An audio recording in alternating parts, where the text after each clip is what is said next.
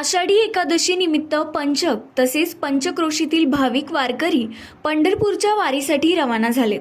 पंचक चौफुली येथे श्रीफळ वाढवून दिंडी सोहळ्याची सुरुवात करण्यात आली। रेणुका माता प्रतिष्ठान नागापूर बोल्लेगाव यांच्या वतीने आयोजित या पायी दिंडी सोहळ्यात सुमारे 30 ते 35 भाविक सहभागी झालेत। हरिभक्त पारायण तुकाराम महाराज कातोरे यांच्या मार्गदर्शनाखाली हा दिंडी सोहळा मार्गक्रमण करणार आहेत। दरवर्षी आषाढी एकादशी निमित्त आमच्या पंचक येथून दिंडीचं प्रस्थान होत असतं।